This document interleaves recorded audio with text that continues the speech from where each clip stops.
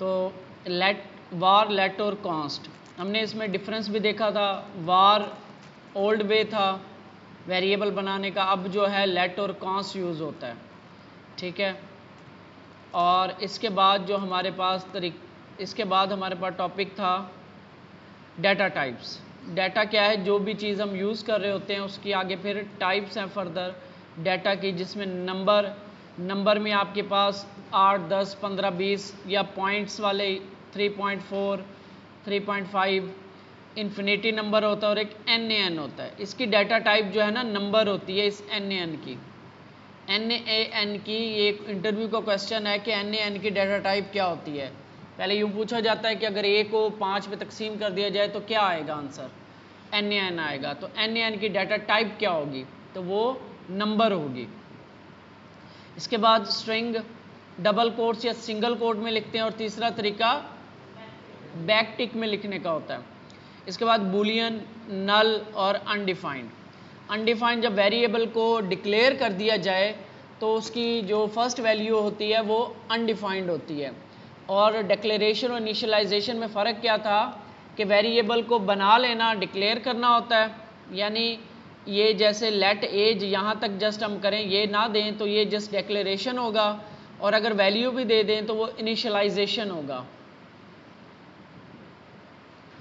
इसके बाद reference data, दो तरह की डाटा टाइप्स हैं, एक प्रिमिटिव होती है, ठीक है, और एक नॉन प्रिमिटिव या रेफरेंस बेस होती है। तो रेफरेंस बेस हम आगे चल के देखेंगे, जिसमें ऑब्जेक्ट्स, अरेज और फंक्शंस भी एक डाटा टाइप है। ये जावास्क्रिप्ट की हद तक है, लेकिन हमारा कंसर्न इन दो से है। इसके बाद हमने देखा था कि टाइप कन्वर्जन क्या होता है, कि अगर एक डाटा टाइप को दूसरी डाटा टाइप में कन्वर्ट करना हो तो उसे हम कहते हैं टाइप कन्वर्जन, और वो दो तरह से होती है। अगर हम जावास्क्रिप्ट के थ्रू करें, यानी एक वेरिएबल हमने बनाई ABC, नीचे आके उसकी वैल्यू चेंज करके 5 कर दें तो उसकी डाटा टाइप खुद ब खुद नंबर हो जाएगी, तो उसे कहते हैं इम्प्लिसिट। और अगर हम खुद करना चाहें नंबर या स्ट्रिंग या बूलियन के जो फंक्शन है इनको यूज़ करके किसी एक की वेरिएबल की या टेक्स्ट की या किसी डाटा की टाइप को चेंज कर दें तो उसे हम कहते हैं एक्सप्लिसिट, ठीक है। इसके बाद हमने ऑपरेटर्स देखे थे। Operators, arithmetic operators, plus, minus, divide, modulus. Modulus क्या था, इसमें अहम मॉड्यूलस ही है, यानी रिमाइंडर, यानी 2 को 5 पे तकसीम करेंगे तो आपके पास 1 बचेगा। वो जो रिमाइंडर लेना हो तो उसके लिए मॉड्यूलस ऑपरेटर यूज़ करते हैं, ये वाला। इसके बाद एक्सपोनेंटेशन है। इसमें क्या होता है कि आपने पावर लगाते हैं हम, 5 डबल स्टेरिक 2 कर दें तो 5 की पावर 2, ठीक है, 5 ज़र 5 25। इसके बाद assignment operator, equal, plus equal, minus equal, और ये डिवाइड और ये multiply equal. Equal simple assign करने के लिए, प्लस इक्वल असाइन भी करेगा और जमा भी करेगा। पहले जमा करेगा, ठीक है, और फिर उसी वेरिएबल को असाइन कर देगा। यानी x की वैल्यू यहाँ पे 10 है तो x प्लस इक्वल 5 का मतलब होगा कि x के अंदर 5 जमा होगा और वापस x को जो भी इन दोनों का जमा आएगा वो वापस x को असाइन भी हो जाएगा। तो इस तरह x की वैल्यू जो है वो 15 हो जाएगी। इसके बाद कंपैरिजन ऑपरेटर थे, double equal, triple equal, not equal, ये हमने देखा था। डबल इक्वल, ट्रिपल इक्वल में फ़र्क क्या था कि डबल इक्वल के अंदर टाइप चेक नहीं होती, ट्रिपल इक्वल में टाइप भी चेक होती है। यानी 5 डबल इक्वल स्ट्रिंग 5, तो डबल इक्वल के केस में ये ट्रू आएगा, लेकिन ट्रिपल इक्वल के केस में ये फॉल्स आएगा। इसके बाद एंड और नॉट ऑपरेटर थे। एंड ऑपरेटर होता है कि दोनों साइडें, यानी ये वाली साइड और ये वाली साइड अगर ट्रू होगी तब फाइनल रिजल्ट आपके पास ट्रू आएगा, और में दोनों में से कोई एक भी ट्रू हो जाए ट्रू आता है। इसके बाद हमने देखा था टर्नरी ऑपरेटर। टर्नरी ऑपरेटर क्या है, इफ एल्स का शॉर्टकट है। इसमें हम क्या करते हैं, एज ग्रेटर देन 18 अगर है तो क्वेश्चन मार्क और कॉलन लगाते हैं। कॉलन के लेफ्ट साइड पे चलती है ट्रू के केस में, अगर ये कंडीशन ट्रू होगी तो कॉलन का लेफ्ट साइड चलेगा, अगर ये कंडीशन फॉल्स होगी तो कॉलन का राइट साइड चलेगा। जब ये चलेगा तो ये वैल्यू इसको असाइन हो जाएगी, ठीक है, यानी कंडीशन की बेस पे हमने इस स्टेटस को कोई वैल्यू असाइन कर रहे हैं। यानी अगर वो 18 साल से बड़ा है तो वो अडल्ट है, वरना माइनर है। तो इसमें क्या वैल्यू आएगी स्टेटस में?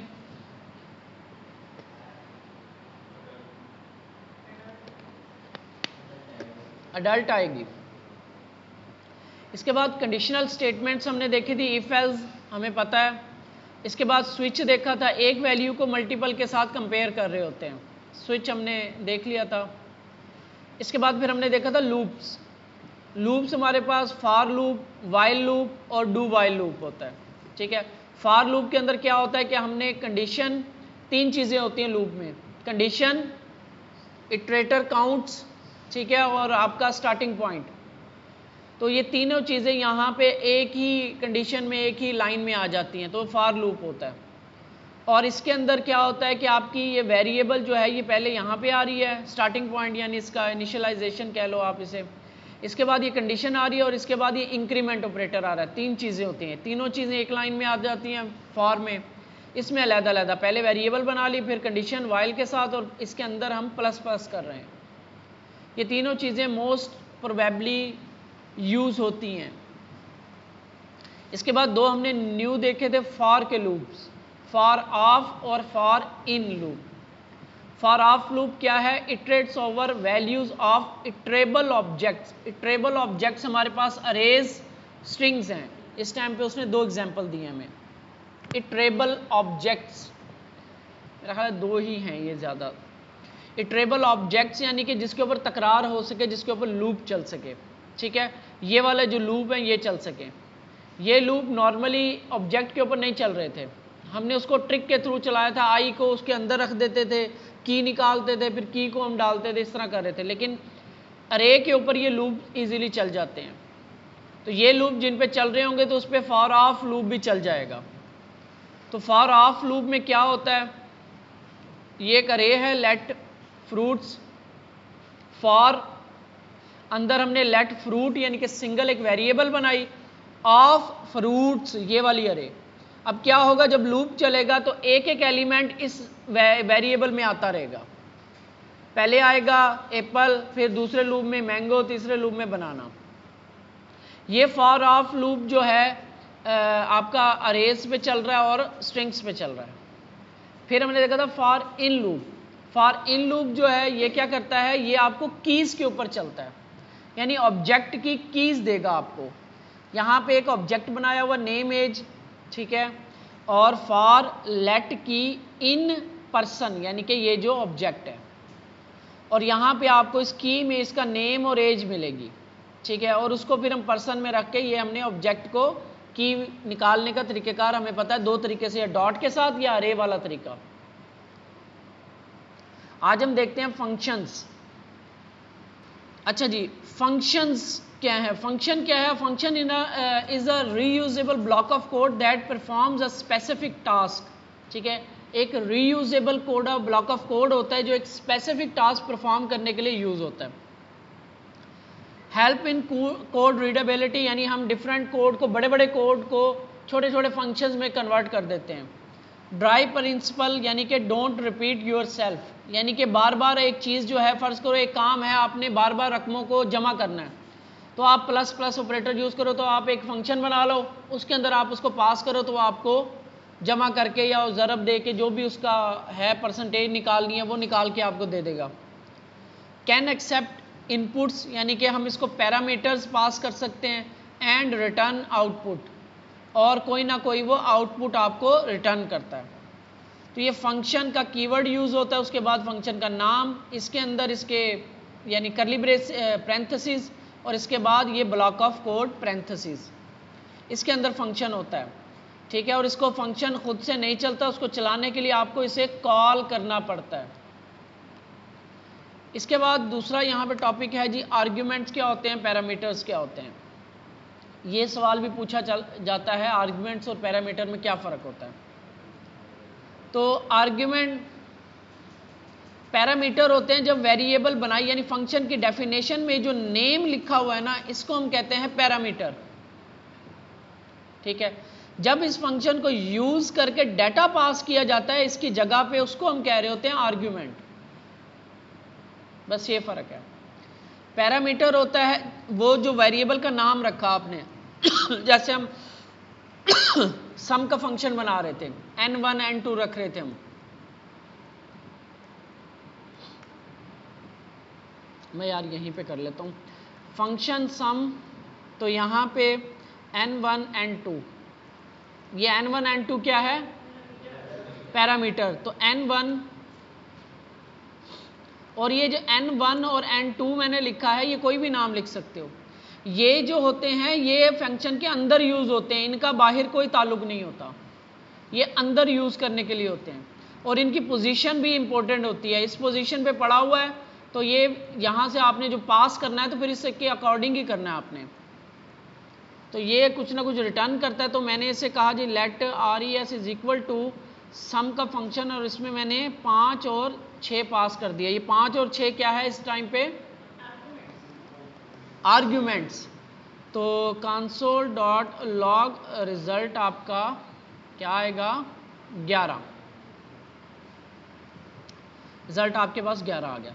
तो ये पैरामीटर्स, ठीक है, और ये जब डाटा पास किया जा रहा होता है आर्ग्यूमेंट कहलाता है ये। और ये तरतीब जो होती है ये इंपॉर्टेंट होती है। इसके बाद फर्ज करें मैंने एक तीसरा नंबर भी ले लिया, लेकिन जो तीसरा नंबर है ना ये ऑप्शनल रखना है मैंने, कभी आएगा कभी नहीं आएगा। अगर मैं ऐसे कर दूं n3, तो अब अगर मैं रिजल्ट देखूंगा तो nan आ जाएगा। क्यों nan आया? ये दोनों जमा हो रहे हैं, तो इसकी वैल्यू क्योंकि मैंने कोई पास नहीं की तो वेरिएबल, ये वेरिएबल ही होती है। तो क्या होती है वेरिएबल की वैल्यू? अगर पास ना करो, वेरिएबल सेट ना की गई हो वैल्यू, तो क्या होती है? अनडिफाइंड। तो अनडिफाइंड को जमा करने जा रहा है इसमें, इस वजह से nan रिजल्ट दे रहा है। लेकिन ये जो मेरा पैरामीटर है ये मेरा ऑप्शनल पैरामीटर रखना है, तो इसके लिए हमें यहीं पे इसको इक्वल लगा के कोई ना कोई वैल्यू सेट कर देते हैं। या मैं इधर वैल्यू सेट कर देता हूँ 0, क्योंकि मेरा ये प्लस का काम है तो 0 कर देता हूँ। तो इससे क्या होगा कि अगर कोई पास नहीं भी करेगा तो इसकी वैल्यू क्या आएगी? 0 आएगी। तो 0 जमा हो सकता है 11 में, ठीक है ना। तो 0 अगर जमा करें तो 0 की कोई वैल्यू नहीं होती, लेकिन अगर ज़रब दें तो फिर वैल्यू होती है। तो फिर हमें कोई कंडीशन वगैरह लगानी पड़ेगी अगर मल्टीप्लाई का फंक्शन होता तो, क्योंकि अगर ज़रब देते तो क्या होता? 0 हो जाता सब कुछ, ठीक है। तो ये है ऑप्शनल पैरामीटर। इस तरीके से हम ऑप्शनल पैरामीटर, यानी कि यहीं पे हमने सेट कर दिया कि n3 की डिफ़ॉल्ट वैल्यू 0 होगी। अगर कोई पास नहीं करेगा तो 0 हो जाएगी, अगर कोई पास कर देगा फिर क्या होगी? अब क्या आएगा रिजल्ट? हैं? 19 आएगा। अगर तो पास कर देगा कोई तीसरा आर्ग्यूमेंट तो वो अंदर चला जाएगा, अगर नहीं पास करेगा तो 0 जाएगा, ठीक है। तो ये डिफ़ॉल्ट पैरामीटर है, ये आपका सारा इधर आ रहा है, ठीक है जी। टाइप्स ऑफ फंक्शंस देखते हैं। टाइप्स ऑफ फंक्शन क्या? अब ये जो फंक्शन है ना, ये जो मैंने फंक्शन लिखा है, इसको लिखने के तरीक़ेकार डिफरेंट है, वो टाइप्स ऑफ फंक्शन है। ये जो फंक्शन का तरीक़ेकार जो मैंने यहां पे लिखा है, इसको कहते हैं फंक्शन डिक्लेरेशन, यानी फंक्शन का कीवर्ड यूज कर लिया हमने, तो फंक्शन डिक्लेरेशन, ये है फंक्शन डिक्लेरेशन, ठीक है। और सेम फंक्शन में दोबारा लिखता हूं, फंक्शन एक्सप्रेशन। ये क्या होता है? हम कोई वेरिएबल बनाते हैं, उसको ये नाम दे दिया मैंने, sum2 दे रहा हूं, वही फंक्शन में दोबारा लिख रहा हूं, नाम चेंज कर रहा हूं जस्ट, इज इक्वल टू, और इसको असाइन कर देते हैं हम कोई फंक्शन ऐसे। अब इस फंक्शन का जो नाम होगा ना वो ये होगा। सेम काम मैं इसमें कर रहा हूं, सेम चीजें ये ले रहा फंक्शन। ओहो, ये यहाँ late res2 is equal to sum2, और यहाँ पे सेम वही मैं 6, 7 को और 9 को जमा करूँ, क्या रिजल्ट आएगा? क्या रिजल्ट आएगा? जमा भी नहीं आती, 22। तो ये फंक्शन एक्सप्रेशन कहलाता है। वेरिएबल बना लेते हैं इक्वल और उसको एक फंक्शन असाइन कर देते हैं। अब जो ये फंक्शन असाइन किया है इसको नाम नहीं देना हमने, और इस फंक्शन को कह रहे होते हैं हम एनोनिमस फंक्शन, ऐसा फंक्शन जो विदाउट नेम होता है। तो ये तरीका दूसरा। पहला तरीका फंक्शन बनाने का, दूसरा तरीका फंक्शन एक्सप्रेशन, और इसको मैं ऐसे कैसे ना यहाँ पे रख देता हूँ जस्ट वैसे आपको दिखाने के लिए। ये ऐसे ये जो एनोनिमस फंक्शन होता है ये किसी को या तो पास हो रहा होता है एज ए आर्ग्यूमेंट, या फिर ये इस तरह से दिया जाए, अलहदा से नहीं बनता ये, क्योंकि इसका नाम लाजमी चाहिए होता है। तो ये है एनोनिमस फंक्शन।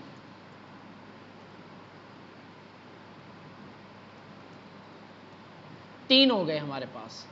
चौथा तरीका क्या है?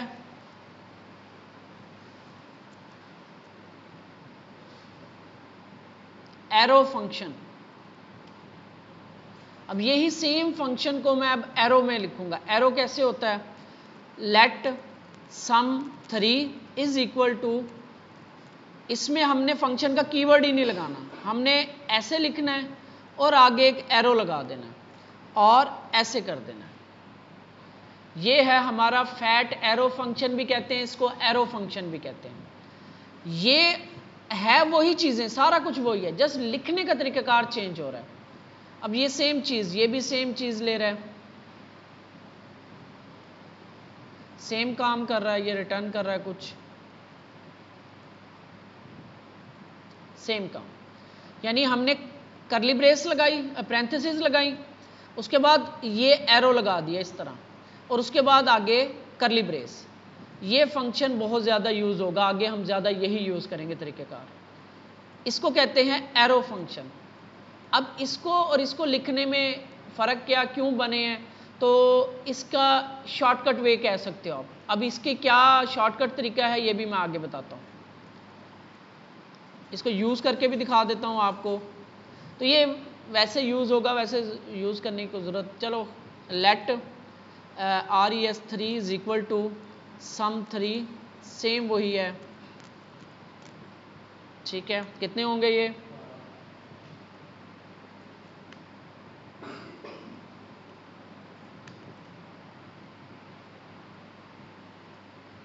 बारह, ठीक है। तो ये आपका फंक्शन डिक्लेरेशन नेम्ड फंक्शंस, ठीक हो गया। यानी फंक्शन का कीवर्ड यूज़ करते हैं हम, ठीक है, इस तरह से ऐड जो भी आपका फंक्शन, ये है फंक्शन डिक्लेरेशन।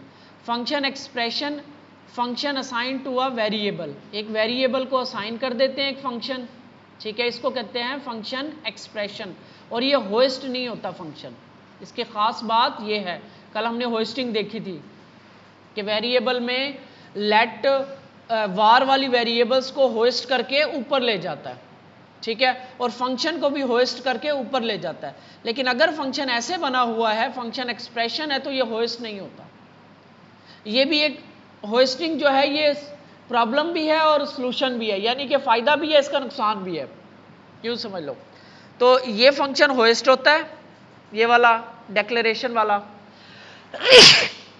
एक्सप्रेशन वाला होस्ट नहीं होता। यानी प्रॉब्लम क्या है, मैं एक और खोलता हूँ यहाँ पे, चलो यहीं पे ही कर लेते हैं।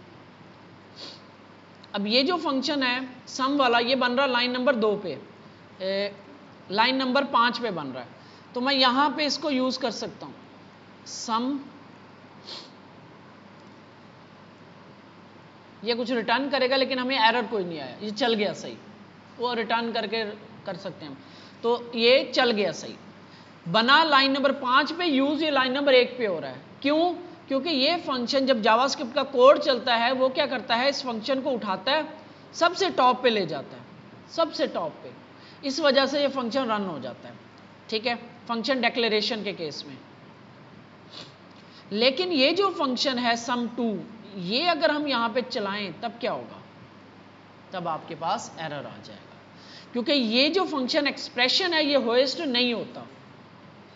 तो होस्ट होना सही भी है, गलत भी है, कि एक आपने फंक्शन बनाया तो इधर था, यूज ये इधर क्यों कर रहे हो आप, ये एक प्रॉब्लम भी है, ठीक है, कि पहले बनाने से पहले कोई चीज यूज भी ना हो तो फिर हम इस तरीके से फंक्शन बनाएंगे, ठीक है, फंक्शन एक्सप्रेशन यूज होगा, साथ उसके एरो फंक्शन यूज होगा। अच्छा, एरो फंक्शन का क्या फायदा, ये क्यों बनाया है, इसको भी देखते हैं। फंक्शन एक्सप्रेशन आ गया, नोट हॉइस्टेड, ठीक है, और ये इस फंक्शन को कहते हैं anonymous function without name, arrow function, ठीक है। ये एनोनिमस फंक्शन का बता रहा है, सेट टाइम आउट के अंदर ये as a callback use होते हैं। एनोनिमस फंक्शन जो है वो as a callback use हो रहा होता है, या फिर इस तरह भी यूज होगा। अच्छा, हम देख रहे थे एरो फंक्शन, इंपॉर्टेंट इसमें है एरो फंक्शन। एरो फंक्शन क्यों ऐसे लिखा, मैं एक एरो फंक्शन बनाता हूं यहां पे, सबसे नीचे बनाता हूं। अब देखना, लेट से हाई इज इक्वल टू, ठीक है, ये एरो फंक्शन बना रहा हूं, एरो लगाऊंगा ऐसे, ठीक है। मुझे फंक्शन का कीवर्ड नहीं देना, नेम नहीं देना, एरो फंक्शन में नेम नहीं आता, ये भी as a callback use होता है। इधर मैंने कहा नेम, एक पैरामीटर लिया नेम का, मैंने यहां पे कंसोल लॉग करवाया, वेलकम, आगे ये नेम, जो भी नेम आएगा उसको मैं जोड़ रहा हूं। तो इसको चलाते हैं, से हाय, और इसके अंदर मैंने पास किया अली, ठीक है, तो वेलकम अली, ठीक है। इसको फंक्शन को मैं एक लाइन में भी लिख सकता हूं, यानी मैं इसको ऐसे लिख सकता हूं। अब ये देखना, कोई एरर नहीं है। मैं अगर एक लाइन का फंक्शन है, इसके मैं करली ब्रेस भी खत्म कर सकता हूं, कोई मसला नहीं है, लेकिन एक लाइन का हो, करली ब्रेस भी खत्म कर सकते हैं। अगर पैरामीटर भी एक है तो मैं ये पैरेंथेसिस भी खत्म कर सकता हूं। कितना शॉर्टकट हो गया। और मजे की बात, एक चीज यहां पे मैं एक चीज दोबारा इसको जरा लेके आता हूं, एक चीज और भी मैं भूल गया। इस फंक्शन से हाय, तो ये ना कंसोल लॉग नहीं कर रहा, ये कुछ रिटर्न करेगा, रिटर्न कर रहा है, ये स्ट्रिंग को रिटर्न कर रहा है, ये जो स्ट्रिंग बनेगी वो स्ट्रिंग रिटर्न कर देगा। और ये जो स्ट्रिंग है हमारे पास, लेट और str इज इक्वल टू, जब हम इसको चलाएंगे तो ये स्ट्रिंग जो है वो इसमें आ जाएगी, कंसोल लॉग str, तो सेम चीज़ है, कोई फर्क नहीं हुआ। पहले कंसोल लॉग हो रहा था, वो स्ट्रिंग को रिटर्न कर रहा है। अच्छा, अब मैं इसको लेके आता हूँ एक लाइन में, मैं ऐसे भी लिख सकता हूँ इसको, कोई फर्क नहीं, एक लाइन का फंक्शन है, मैं इसकी ये करली ब्रेसेस जो हैं ये भी खत्म कर सकता हूँ। अब एरर आ गया, एक लाइन का फंक्शन है तो मुझे रिटर्न कीवर्ड की भी जरूरत नहीं है, ये ऑटोमेटिकली रिटर्न भी कर देगा। और अगर एक पैरामीटर भी एक आ रहा है तो इसका मैं ये भी खत्म कर सकता हूं, ये चीज, यानी देखो कितना सिंपल हो गया एक फंक्शन। ये फंक्शन है जावास्क्रिप्ट के अंदर, ये एक फंक्शन है, समझ रहे हो। इसके अंदर दो काम हो रहे हैं, एक तो फंक्शन है और एक रिटर्न भी हो रहा है। ये हम बहुत ज़्यादा चीज़ें यूज़ करेंगे रिएक्ट के अंदर, तो आपको ये क्लियर होनी चाहिए। अगर एक लाइन का, सिंगल लाइन का फंक्शन है तो हम करली ब्रेसेस भी ख़त्म कर सकते हैं, और उसके अंदर से एक लाइन ही रिटर्न हो रही है तो हम रिटर्न का कीवर्ड भी ख़त्म कर सकते हैं। तो वो ख़त्म कर दिया। अब ये क्या कर रहा है, ये एक फंक्शन है एक, और अगर एक ही आर्ग्यूमेंट पास हो रहा है तो हम इसकी पैरेंथेसिस भी ख़त्म कर सकते हैं। लेकिन अगर पैरेंथेसिस कोई आर्ग्यूमेंट नहीं ले रहा तब हमें खाली ये लगानी पड़ेंगी। अगर कोई पैरामीटर्स ले रहा है तब हमें एक लिख सकते हैं ऐसे।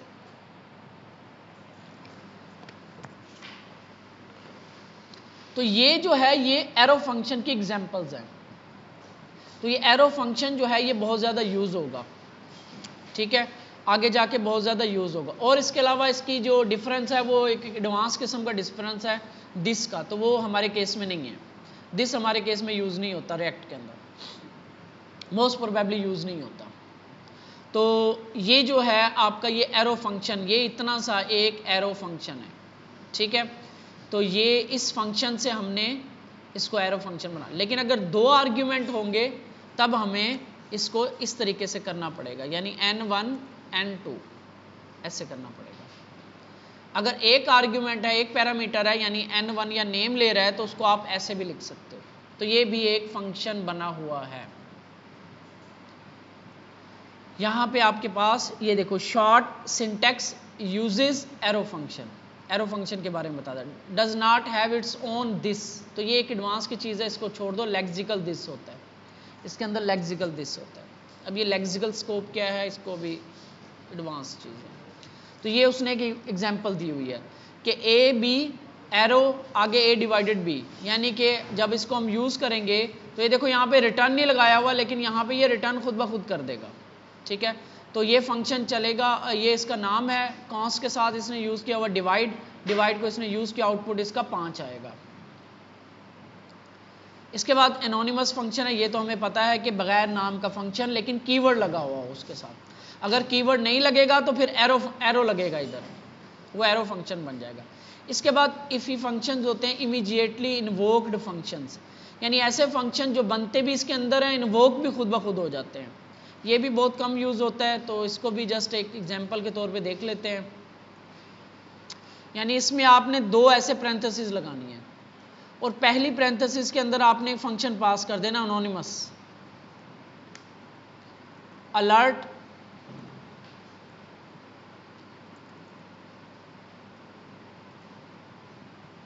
ये होता है IIFE, हाँ, इमीडिएटली इन्वोक्ड फंक्शंस एक्सप्रेशन।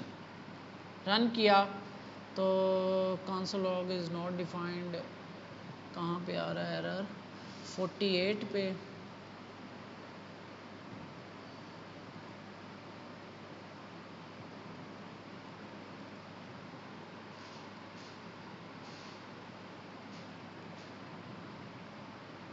कहीं ऊपर से एरर आ रहा है ये। अच्छा, ये अलर्ट नहीं करवा रहा क्योंकि ये विंडो इसमें अवेलेबल नहीं होती होगी। तो ये कंसोल लॉग IM इफ़ी फंक्शन, यानी इस तरीके से हम फंक्शन बन भी इसी में जाएगा और चल भी जाएगा। ये इफ़ी फंक्शन कहते हैं, immediately invoked functions, function expression. IIFE होता है इमीडिएटली इन्वोक्ड फंक्शन एक्सप्रेशन। ये भी इतना ज़्यादा यूज़ नहीं होता, पहले ये यूज़ होता था, अभी इतना ज़्यादा यूज़ नहीं होता। आपका अब यूज़ होगा एरो फंक्शन ज़्यादा, एनोनिमस फंक्शन, और ये फंक्शन आर्ग्यूमेंट वगैरह जो नॉर्मल फंक्शंस हैं। एरो फंक्शन बहुत ज़्यादा यूज़ होगा। एरो फंक्शन को हम ऐसे भी यूज़ कर रहे होंगे, कभी कभी हम ऐसे भी यूज़ कर रहे होंगे, ठीक है। तो ये एरो फंक्शन होगा। इसके बाद हमने देख लिया पैरामीटर क्या होता है, आर्ग्यूमेंट क्या होता है, डिफ़ॉल्ट पैरामीटर भी हमने देख लिया, यानी name is equal to guest कर दिया, ये डिफ़ॉल्ट पैरामीटर है। अगर पास कर देगा नेम तो वो नेम आ जाएगा इधर, अगर नहीं पास करेगा तो गेस्ट आ जाएगा। यानी इसको ऐसे भी यूज़ कर सकते हैं और ऐसे भी यूज़ कर सकते हैं।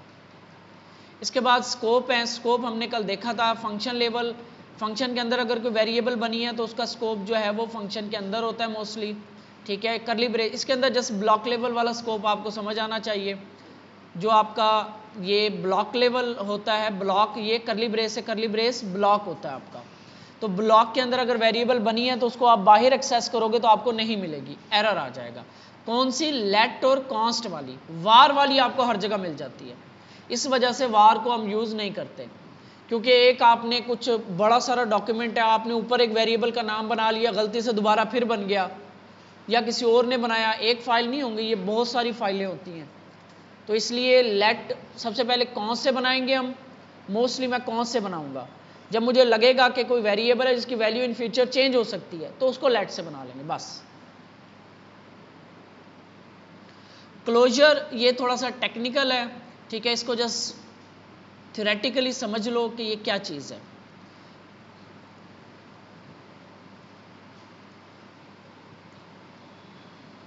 इसको जस्ट सिंपल सामने समझना, इसका है क्या ये, क्योंकि आपकी जो रिएक्ट जेएस है ना वो कि बिहाइंड द सीन इसके ऊपर बहुत ज़्यादा डिपेंडेंट है, लेकिन इसको समझना बहुत ज़रूरी है, यूज़ इतना ज़्यादा नहीं होता ये।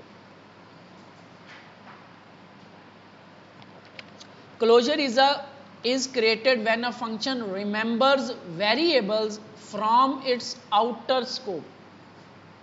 अच्छा जी, even after the outer function has executed। अब यहाँ पे क्या हो रहा है, 2 फंक्शन बने हुए हैं, एक फंक्शन है आउटर, उसके अंदर एक वेरिएबल बना दी लेट काउंटर 0, फिर अंदर एक और फंक्शन के अंदर एक और फंक्शन बन रहा है, फंक्शन के अंदर एक और फंक्शन बन रहा है। और वही फंक्शन रिटर्न हो रहा है। थोड़ा टेक्निकल है। फंक्शन के अंदर एक और फंक्शन, और वो जो अंदर वाला फंक्शन पूरा का पूरा रिटर्न हो रहा है। ठीक है, ये फंक्शन रिटर्न हो रहा है। अब ये फंक्शन कर क्या रहा है, ये इस काउंटर को प्लस प्लस कर रहा है और इस काउंटर को भी रिटर्न कर रहा है ये फंक्शन। यानी बाहर वाला फंक्शन इस फंक्शन को रिटर्न कर रहा है और ये फंक्शन जो है वो इस वेरिएबल को रिटर्न कर रहा है, और ये वेरिएबल आउटर फंक्शन की वेरिएबल है, इसकी अपनी नहीं है। ये कहाँ पड़ी है, बाहर। थोड़ा सा टेक्निकल है, इसे ज़रा बस समझ आ गई आपको कि हो क्या रहा है तो बस बहुत है। इसमें इसका एडवांस लेवल भी होता है, लेकिन ये जस्ट आपको अंडरस्टैंडिंग होनी चाहिए, ये ज़्यादा यूज़ नहीं होगा इतना। तो आउटर फंक्शन है और एक इनर फंक्शन, दो फंक्शन है। अंदर वाला जो आउटर फंक्शन है, यानी कि जो मेन फंक्शन है, या यूं मैं पेरेंट और चाइल्ड का कह रहा हूं। पेरेंट फंक्शन है, उसकी वेरिएबल है एक काउंटर। चाइल्ड फंक्शन जो है वो उस काउंटर को इंक्रीमेंट कर रहा है और फिर वो रिटर्न कर रहा है उस काउंटर को। ठीक है, इसको हम बनाते हैं फंक्शन पेरेंट। ठीक है, let counter is equal to 0। अब देखो लेट से बना रहे हैं क्योंकि ये आगे चल के जमा होनी है, यानी चेंज होनी है। और रिटर्न करते हैं हम एक फंक्शन चाइल्ड, और ये क्या कर रहा है, इस काउंटर को प्लस प्लस कर रहा है और रिटर्न कर रहा है इस काउंटर को। ठीक है, अच्छा इसमें हुआ क्या, अब मैं फंक्शन चलाता हूं। Let result parent is equal to, parent को रन किया मैंने, पेरेंट मुझे क्या रिटर्न कर रहा है, ये फंक्शन रिटर्न कर रहा है। तो इसके अंदर हमारे पास एक फंक्शन आ चुका है। ठीक है, कंसोल, इसको हम ठीक है, let count result is equal to, ये जो रिजल्ट पेरेंट है इसको हम ऐसे चलाएंगे क्योंकि इसके अंदर से जो रिटर्न हुआ था वो फंक्शन रिटर्न हुआ था। इसके अंदर क्या आ गया, फंक्शन आ गया। ये हमने देखा था ना कि हम एक वेरिएबल को फंक्शन दे सकते हैं, इज इक्वल टू फंक्शन। तो इसमें से जो रिटर्न होके आया वो ये वाला फंक्शन था चाइल्ड। मैं इसको नाम चाइल्ड फंक्शन कर देता हूँ, CHILD, चाइल्ड FUNC। ठीक है, इस पेरेंट ने ये चाइल्ड फंक्शन रिटर्न किया और उस फंक्शन को हमने चला दिया, तो उसने भी कुछ यहाँ पे जमा करके हमें रिटर्न किया जो इसके अंदर आ गया।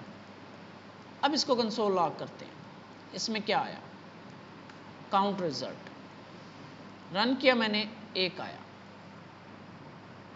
अच्छा ये कुछ भी नहीं है, क्या हुआ, एक फंक्शन रिटर्न हुआ। ठीक है, यानी पेरेंट में से एक फंक्शन चाइल्ड फंक्शन रिटर्न हुआ, उसको हमने चला दिया। जब इस चाइल्ड को चलाया, इसने क्या किया, इस 0 के अंदर इस काउंटर को जमा किया और अंदर से उस वैल्यू को रिटर्न कर दिया, वो हमने इसके अंदर रख ली और इसको फिर हमने कंसोल लॉग करके देखा तो वो 1 आई। अब मसला यहां पे आता है, मसला क्या, टेक्निकल चीज यहां पे आती है। अब जब मैंने इसको दोबारा चलाया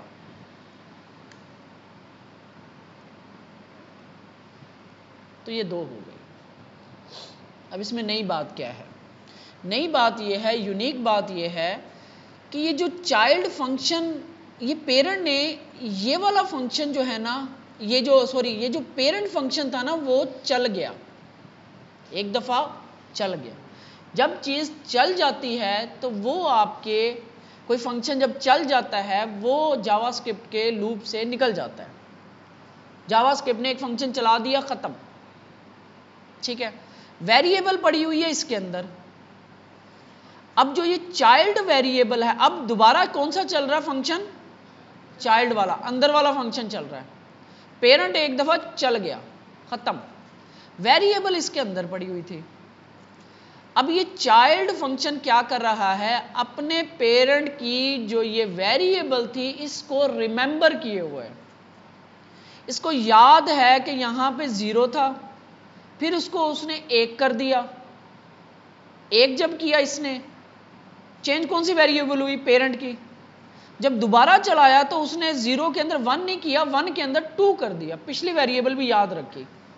पेरेंट की वैल्यू को याद रखा इसने, लेकिन पेरेंट तो चल के ख़त्म हो गया, यानी कि अगर पेरेंट फर्ज करो डेड हो गया, लेकिन उसकी जो वेरिएबल थी उसको इस चाइल्ड ने रिमेंबर रखा हुआ है। अब अगर मैं इसे दोबारा चलाऊं, हालांकि होना ये चाहिए था कि ये हर दफ़ा ज़ीरो के अंदर जमा करता, लेकिन इसने अपने पेरेंट की जो पुरानी वेरिएबल थी, ये जो लेटेस्ट चेंजेस थी, वो याद रखी हुई हैं। अब ये 3 हो जाएगा। थोड़ा सा ये समझने में टेक्निकल है। इसमें क्या होता है कि पेरेंट एक दफ़ा रन हो गया, लेकिन चाइल्ड जो है वो अभी भी पेरेंट के साथ कम्युनिकेट कर रहा है। वेरिएबल तो उसकी थी ना, अभी भी उसको कम्युनिकेट कर रहा है अपने पेरेंट की वेरिएबल के साथ। यहाँ पे देखो इसकी अपनी वेरिएबल नहीं है, ये पेरेंट की वेरिएबल में जमा करता है और रिटर्न कर देता है। जितनी दफ़ा आप चलाओगे ये अपनी पेरेंट की वैल्यू को चेंज करेगा और उसको रिमेंबर भी रखेगा, और अगली दफ़ा आपको नया रिजल्ट देगा। ये एक कंसेप्ट है क्लोजर का, इससे भी एडवांस है ये, लेकिन बस इतना सा बहुत है। अब इसको पढ़ो। क्लोजर क्रिएटेड जब फंक्शन रिमेंबर रखता है variable from its outer scope. हालांकि ये इसका स्कोप नहीं है, अभी हम पढ़ के क्या आए हैं, स्कोप, आउटर स्कोप है ये। इस फंक्शन का ब्लॉक लेवल था, ये अपने पेरेंट के स्कोप को रिमेंबर रखे हुए है इसको। ये तब होता है जब फंक्शन के अंदर फंक्शन कॉल हो रहा हो, तब हो रहा होता है ये एक क्लोजर का एक इस कंसेप्ट है। ये सारा उसने बताया हुआ 1 2 3 हो गई। इसके बाद इनने remember the counter variable even after counter has returned. ये देखो जब इसने रिटर्न कर दिया, एक दफ़ा हमने इसको चलाया था, इसने यहाँ पे रिटर्न करके ख़त्म हो गया, ये पेरेंट डेड हो गया, ये पेरेंट दोबारा नहीं चल रहा, लेकिन ये चाइल्ड जो है ये बार बार चल रहा है अंदर वाला फंक्शन, और ये पेरेंट को याद रखे हुए है। ये इसका लेक्सिकल स्कोप भी कहलाता है। ये आई थिंक इसको लेक्सिकल स्कोप भी इसको कहते हैं। ठीक है, होस्टिंग हमने देख ली, तो ये इसको बस इसी तरह ही समझना बहुत है। इसके बाद होस्टिंग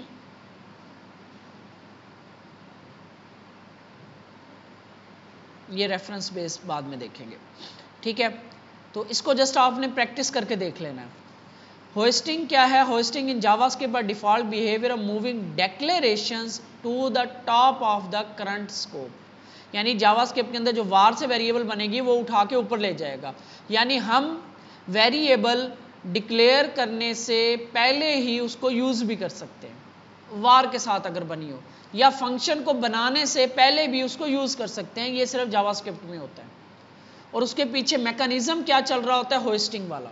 यानी जैसे ही जावास्क्रिप्ट का कोड रन होता है वो सबसे पहले फंक्शन को उठाकर टॉप पे ले जाता है, लाइन 1 से भी ऊपर ले जाता है। अगर आपने लाइन 1 पे भी उसे यूज़ किया वो लाइन 1 से भी ऊपर चला जाता है, ताकि आपको वो लाइन 1 पे अवेलेबल हो। ठीक है, और ये होता है दो चीज़ों में, वार में और फंक्शन में, लेट और कॉन्स्ट में नहीं होता। ठीक है, इसलिए हम मोस्टली फंक्शन इस तरह, रिएक्ट के अंदर हम इस तरह से बनाएंगे, ये इस तरह से फंक्शंस हम मोस्टली इस तरह बनाते हैं, ताकि ऐसा ना हो कि पहले हम यूज़ कर लें उसको, बाद में बन रहा हो, तो ये प्रॉब्लम्स आती हैं हमारे पास। तो होस्टिंग का फ़ायदा भी है, नुकसान भी है। कहीं पे हमें ये फ़ायदा दे रहा होता है, कहीं पे नुकसान कर रहा होता है। तो होस्टिंग आ गई आपकी, ये आपने प्रैक्टिस करके देखो, ऊपर ये बन रहा है, इधर है, यूज़ पहले ही हो रहा है, हालांकि ऐसा प्रोग्रामिंग में नहीं होता। लेकिन अगर इसको वार के साथ अगर फंक्शन इस तरीके से दे दिया तब एरर देगा, ये इस तरह एक्सप्रेशन के तौर पे। ये क्या था? Function expression.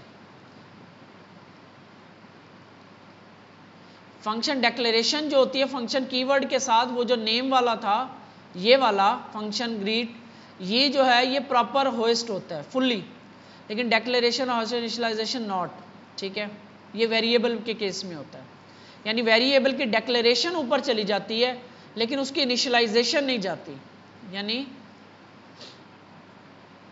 हम इसको यूं देखें, होस्टिंग को भी मैं एक दफ़ा समझा देता हूं दोबारा। यहाँ पे मैंने एक फंक्शन बनाया सम, तो बल्कि जस्ट हम एक फंक्शन है, जस्ट ये कंसोल लॉग कर रहा है हाई, ठीक है, और इसको मैंने से हाई को यहाँ पे चला दिया। ये कुछ भी हो सकता है फंक्शन, ये छोटी सी एग्जाम्पल के तौर पे आपको बताया जा रहा है, चल गया, ठीक है।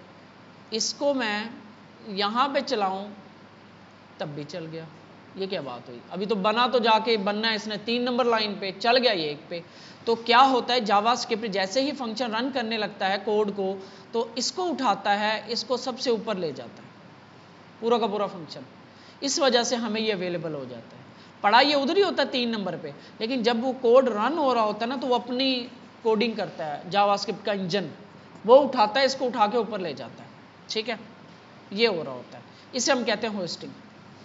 लेकिन अगर मैं इसको ऐसे बना दूं, let sum is equal to arrow function या एनोनिमस फंक्शन बना दूं ऐसे, तो एरर आ जाए। सिर्फ फंक्शन डेक्लेरेशन जो है वो होस्ट होती है, एक्सप्रेशन होस्ट नहीं होता। ये एक्सप्रेशन है, इस तरह कर लेना या इधर एरो फंक्शन बना देना। इस तरीके से जो हम फंक्शन बनाते हैं, वेरिएबल को जो असाइन कर रहे होते हैं फंक्शन, चाहे वो एनोनिमस फंक्शन है चाहे वो एरो फंक्शन है, ये कहलाता है फंक्शन एक्सप्रेशन। और ये एरो फंक्शन और वो जो बगैर नाम वाला होता है एनोनिमस फंक्शन। और उसके बाद हमने देखा इफी फंक्शन, वो आपका ऐसे इसके अंदर एक फंक्शन पास कर देते हैं पहले पैरेंथेसिस के अंदर, ठीक है। तो ये होता है इमीडिएटली इन्वोक्ड फंक्शन एक्सप्रेशन। इसके बाद हमने देखा होस्टिंग। अच्छा, होस्टिंग के अंदर ये है फंक्शन की होस्टिंग। वेरिएबल की होस्टिंग क्या होती है, वार नेम इज इक्वल टू ऐसे बनाते हैं इसको, चलो इज इक्वल टू अली, ठीक है, कंसोल लॉग नेम, तो ये आपका अली प्रिंट हो गया। अगर हम इसको ऊपर लेके जाएं तो कुछ प्रिंट नहीं हुआ। क्यों नहीं हुआ? लेकिन एरर भी नहीं आया। अगर इसको लेट के साथ करते तो ये एरर आ जाता, ठीक है। लेकिन वार के केस में एरर नहीं आता। क्यों नहीं आता? वार के केस में वेरिएबल की जो डेक्लेरेशन होती है, ये वाली जो डेक्लेरेशन होती है, ये उठा के टॉप पे लेके जाता है। लेकिन अभी इसने इसको वैल्यू असाइन नहीं की, अनडिफाइंड भी असाइन नहीं की, क्योंकि यहाँ पे हमें अनडिफाइंड मेरा ख्याल मिल जाता होता है अनडिफाइंड। आई थिंक ये इंजन शायद नहीं चल रहा, या मे बी इसको देख लेंगे कि या तो अनडिफाइंड आ जाती है आई थिंक यहाँ पे,